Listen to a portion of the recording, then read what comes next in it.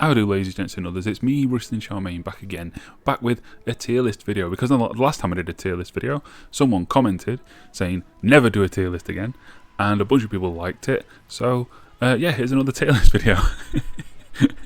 Fuck you.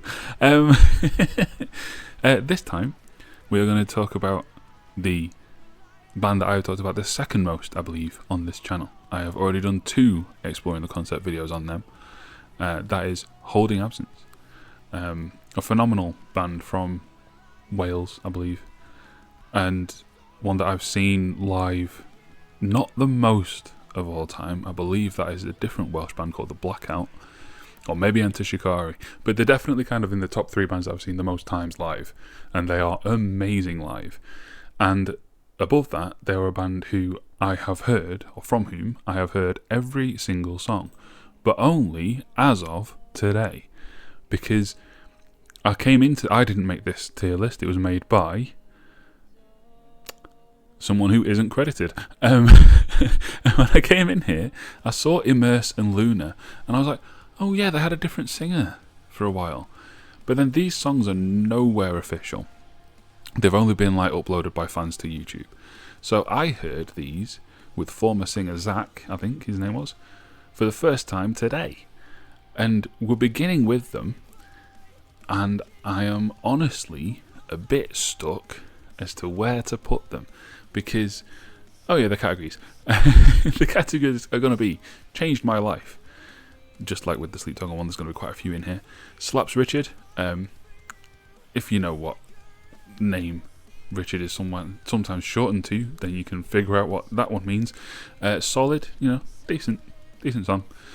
Pretty meh, and skip. Now, Immerse and Luna, I'm putting them in together. They were both okay, fine songs. The production was ropey, but it's an unknown band. Probably just paying for studio time at a local place. Can't judge that too harshly. But I have to kind of grade on a curve here with what follows. Even the other early Lucas era songs, grading against them, they're gonna have to go in skip. Now, if this was just a, how good do I think these songs are, I'd probably say that both those songs were okay. But, on this tier list for this band, the standards are a bit higher. And it may well be that no other songs go in that tier. And we'll see as we go along. I haven't pre-planned where everything's going. I don't think they will. So I believe that all of these are in order, in release order. So let's run through them. If any of you haven't heard Holding Absence before, do yourself a favour and remedy that right now. You might be able to hear them faintly playing in the background. I always have background music on because I have to breathe between speaking, and I'm aware that breathing in and out doesn't sound too great when you listen to a video, so just a bit of background music, not loud enough to get copyright claimed, hopefully. Just playing in the background just muffles that. But here we go. Permanent. This wasn't the first song of theirs that I heard. I believe that was Dream of Me. But Permanent was definitely one of them. When I first heard of the band, the only songs they had were these 4. By the time I first saw them live, they still just had these 4. I believe that was at 2018-2000 Trees Festival. They may have had Saint Cecilia and Everything by then, actually. I can't remember. But Permanent is a pretty solid Holding Absence song. Even after all this time, 3 albums later, the production's got so much better. Their songwriting, technically, from a technical standpoint, has got so much better. But Permanent's still a really good song. But to get into those upper 2 tiers, it has to be considerably better than that. This is one of my favourite bands of all time. Dream of Me is on the same, I think it was the same 2-track release as Permanent, and so in my head these 2 are very much tied together, and I think they're of a similar quality. They're both really good songs, just not quite of the calibre of the song that followed. Now, if any of you have seen the first Hold an Absence video I made, which was an exploring the concept on this album here, you may have seen that the intro is me talking at length about this song. And I'm going to do it again now because Penance is in Changed My Life. So there's a line towards the end of this song, which I may paraphrase slightly, I believe goes, "I am enough to feel happiness and love. It's hard to say out loud, I deserve to be happy now." That is a phenomenally written line, delivered in a style and at a point in a song that is so poignant and so cutting and so ferociously deep. And hearing that live with my now ex or partner at the time, I was moved almost to tears. It was phenomenal, and it still to this day is one of the most meaningful songs in my life, as are all of the songs that are going to end up in that category, and there's going to be a few more. I do feel like as a band they're kind of my spirit animal. They, as I said in another video about them, they just so happen to have released songs and albums even about things as I've gone through them. So like I was very depressed around kind of 2016, 17, and I think this song, well, I discovered this song in 2018 just after I'd kind of come through the worst of that, and it very much speaks to the journey that I was on at the time. And then their second album was about love when I was in a really good relationship for the first time in a while. Then that second album is about losing that relationship just after I had done so, and then that third album is about coming to terms with it and rebuilding yourself at a time when I was doing that. So it's all very coincidental. I'm sure they don't have cameras in my flat, he says, glancing around. It's just, yeah, it's kind of similar to how I felt as a kid reading Harry Potter, because Harry was roughly my age. It's just like their journey, whoever writes the lyrics, probably Lucas, his journey kind of must match mine in some ways, that he writes things that resonate with me in a present moment, as that song absolutely did. And it's a phenomenal song. If you haven't heard it, if you're a Hold an Absence fan but you've only kind of come on, if you know the albums and a few of the bigger singles and stuff, go back and listen to Penance. It's amazing. Heaven Knows, I think, I know what's coming later. I want to put this in Slaps Richard, but I don't think I can yet, because the calibre of songs that's going to go in here, I think are a bit better than Heaven Knows. A thing that I remember saying about Hold an Absence when they were in this era was that they didn't really know what they wanted to be yet, because there's a bit of heavy stuff, there's a bit of ballad stuff, there's a few moments where they sound almost kind of architecty, and that's fine, by the way. That's absolutely fine as a young band trying to find your sound. And I just remember, I feel like I heard these two songs first. In fact, I think I heard these in order. I think I heard, or not quite, I think I heard Dream of Me, then Permanent, then Penance, then Heaven Knows. And I remember thinking, Penance, you've nailed it. And the other three, not quite there. Still solid, that's why I've put them there, but not quite in the realm of Penance. Like I've seen what you can do, and there's more to come, and more did come. Saint Cecilia, Slaps Richard. That is a really good song. This is the first song I remember hearing from them where I thought, wow, that's a really good like chorus hook, which is something that as we go forward pretty much every song has. And yeah, it's a really good chorus hook. It's a really well crafted song, really well written. Not just lyrically, but also, you know, the pacing of it, everything really. It's just really well put together. It shows a clear progression in songwriting ability from the previous work, which is exactly what you want. Everything. I'm tempted to go meh, but I'm not going to. I'm going to go solid. I think it is solid. I just think it's just a little bit, I don't know, it's aiming at a lot of the same areas as Penance, but it's just not in the same league as Penance, that it just kind of it's hurt by comparison. Yeah, nah, not for me. Anyway, I said that a lot last time, didn't I? Not for me. Oh, here we go again with my repeated catchphrases. Oh dear, here I am just waffling away, waffling my opinions out into the world and expecting people to care like a true straight white man. Anyway, Perish is next, so we're on to the, I believe, self-titled debut album. I'm not going to remember the names of the albums, am I?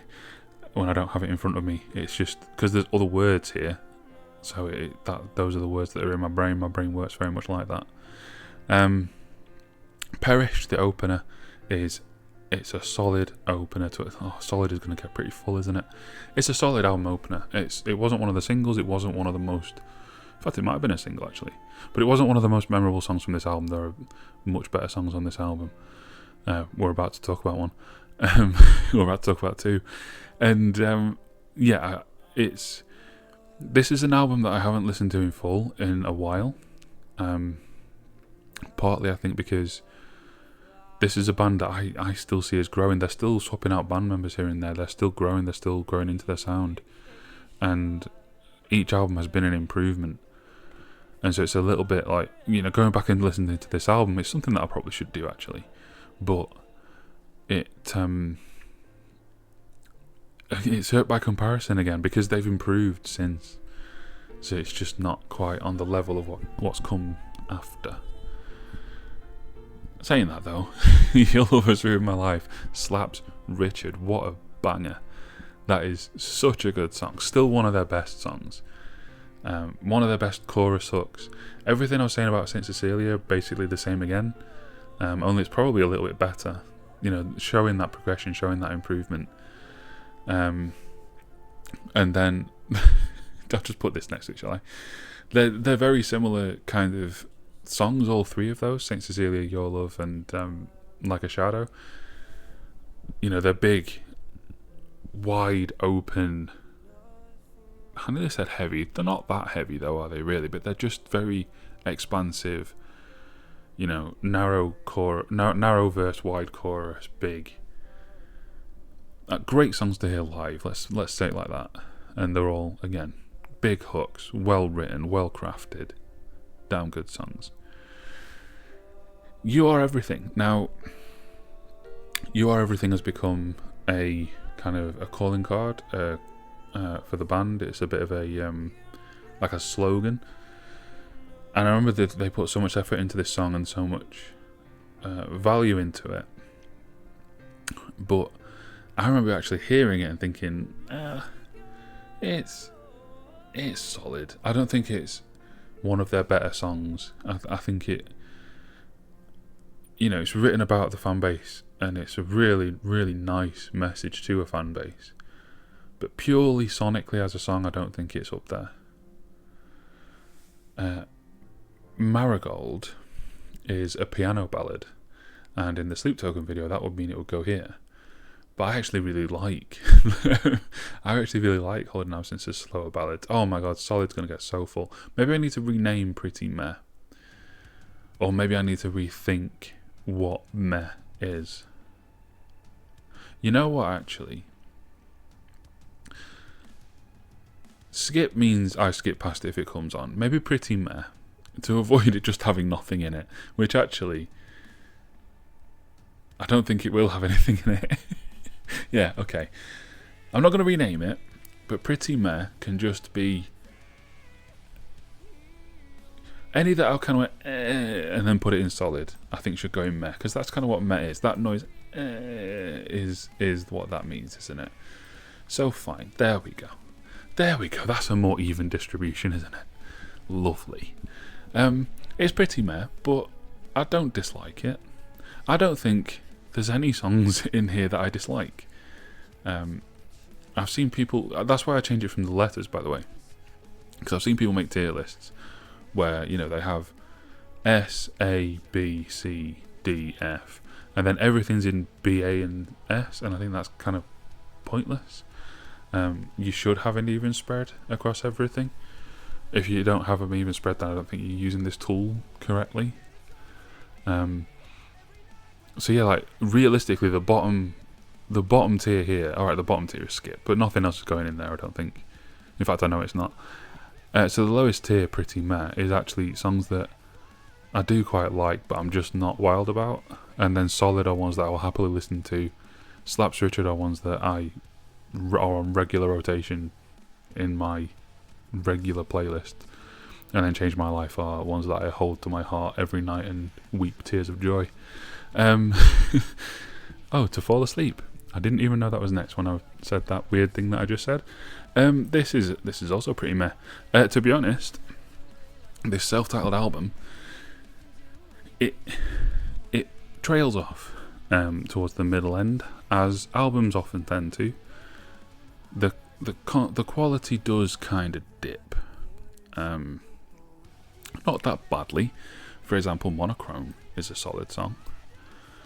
But like A Godsend, Last of the Evening Light, I'm glad I've redefined what pretty meh is, because that's what they are. Like, I've listened to, I've been listening to Holding Absence today, whilst working. I said I haven't listened to this album in full. I actually probably have, but it was whilst working, so I wasn't like super paying attention to it. When I say listen to the album, I mean like sit and listen to it. And yeah, those songs will have come on, played in full. I don't really remember hearing anything, but I remember when Monochrome came on, I was headbanging whilst writing a sequel report. Purge, I think, is solid. Of the slow piano ballads on this album, Purge is one, and where did I put the other? Have I lost my mind? Yeah, Purge is a solid song. Wilt changed my life. Wilt's the best song on that first album. It is incredible, the emotion conveyed, particularly in the second half. I was speechless when I first heard this. And yeah, just that entire ending sequence. I don't need to read the lyrics out, although I probably could remember them all. Just heartbreakingly, wonderfully beautiful, and an all-time classic. Will remain in my heart as long as I live. Phenomenal song, phenomenally written, phenomenally performed, phenomenally sung.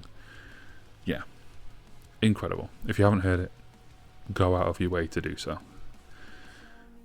Here Forever, I believe, is a bonus track. I don't really remember anything about it, so I imagine it was pretty meh. Gravity slaps Richard. Slaps every Richard that's ever lived. Talk about like going into big chorus era Holding Absence. This was like a statement of, we've got an album under our belt, handful of EPs, handful of singles, but now we're serious. We're writing big choruses. We're going for playing sold out crowds. We're going for our own headline shows in decent sized venues. Here's a big chorus. Here's a big soaring song to open shows with, close shows with. It could do either job. Excellent song. Birdcage wasn't as good, but it wasn't meh. It's a good song. It just followed Gravity, and Gravity was just so good. Again, there's a lot of that here so far, isn't there? Just things a little hurt by comparison. And now I'm delighted to say that we're about to go into a colourful era, because look at the amount of grey and white on here. Listen, little streaks of red there and there. But now we're into I can't remember what the name of the EP is, because I don't have it in front of me anymore, and I've got all the words here. Like I said earlier, I just can't think of the names of things that aren't written there now. But this was the EP with Alpha Wolf. In fact, 60 Centimeters of Steel there, that's an Alpha Wolf song. I guess Lucas is quite prominently on it, but I actually thought that was a bit meh. Aching Longing slaps, and I thought Coffin was solid. That's a nice little distribution. Put cap all three of these, all three of these categories in one of those songs. Yeah, I'm surprised 60 Centimeters is still there. I'm fairly certain that's credited as Alpha Wolf. It's not a Hold an Absence song. But yeah, that EP was pretty good. But Aching Longing is the standout, like a really, really, really good song. And here we are into The Greatest Mistake of My Life. I remembered it. It's not just because it's written over here, it's one of the song names. Awake is just a bit of an interlude that goes into Celebration song. It's a solid like little interlude thing, but it can't go above Meh. And then Celebration song goes in Change My Life, because of that second verse. The idea of, you know, the line that gets me every time is "for all the months that I didn't want to live through." It's so powerful, and the idea of, you know, staring down death and death looks away from you is just phenomenal songwriting. I've talked about those lines not only in that Exploring the Concept video, but also in a separate short that I made a while ago. An amazing song. It's such a life-affirming song, but also kind of sad, in a way that Hold an Absence do really well. Yeah, wonderful song, wonderful. Celebrate that song. I nearly said the same thing again. Anything that I put in Change My Life, if you haven't heard it, go and do so now. I won't say that again, I promise. Curse Me With Your Kiss slaps. Richard. I can't keep saying the same thing about every song that I put in here. Banger of a chorus, wonderfully crafted, wonderfully written. Copy and paste everything I've already said. And again, why not? Drugs and Love. Now, the message of this song I don't particularly vibe with. I'm not a man who is fond of partaking in the drugs or the love. No, I love love. Everyone loves love, but I don't like drugs. And I know it's not being literal, but it still takes the edge off the enjoyment of the song for me. So I'm actually going to go Meh. That might be controversial. In Circles is one of the best songs I've ever written. A really, really good song. The fact that it's called In Circles and the guitar riff feels like a spiral is wonderfully done. It's something I've only ever heard Tool do before. Lyrically fantastic, gut-wrenching at the end. Outstanding Hold an Absence song. No More Roses. Solid. It's close though. No, solid. It's solid. I don't hold it in upper echelon. It's solid. Yeah. Yeah. Beyond Belief is also then solid. Oh, have I hurt the solid too by putting... Yeah, solid. I really don't decide beforehand what's going where. That's clear. I didn't need to say that. No More Roses kicks ass. It's just really... It's one of their harder songs off this album. And it just goes hard from moment one. And yeah, it's an absolute favourite of mine. Beyond Belief, of the singles that came out before this album, was the weakest. I think it might have been the first. Or was Afterlife? Afterlife might have been first. But I remember hearing Beyond Belief and thinking, oh, that's good, but it's not... You know, it's not Gravity.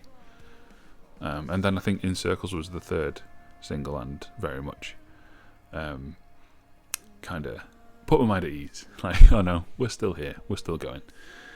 Die Alone in Your Lover's Arms.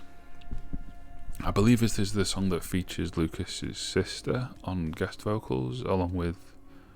Does Morning Song as well? Oh, The Greatest Mistake... might be The Greatest Mistake of My Life. Die Alone, I think it's a solid song. I think it kind of flew under the radar a bit, because it's a concept album. That's why I did a video on it called Exploring the Concept. And the end of the album is very sad, as you can probably tell by the title of these last three songs. And that one actually... Die Alone, Phantom, Morning, Greatest Mistake. Yeah. I think it's really good.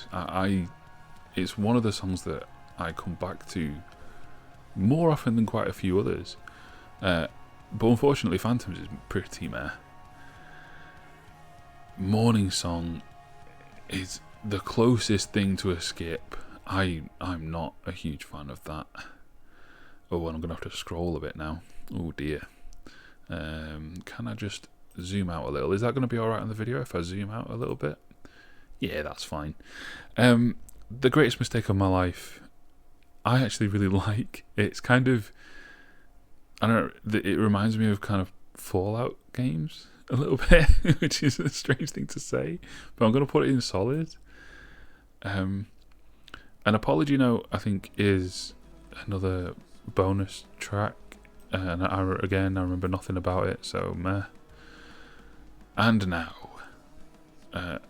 we're on to the most recent Hold Absence album and the most recent Hold Absence video I made.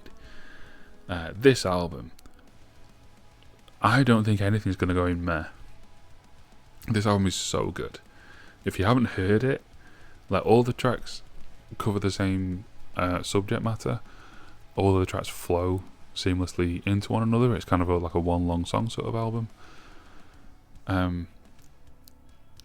Go out of your way to experience this album. It's fantastic.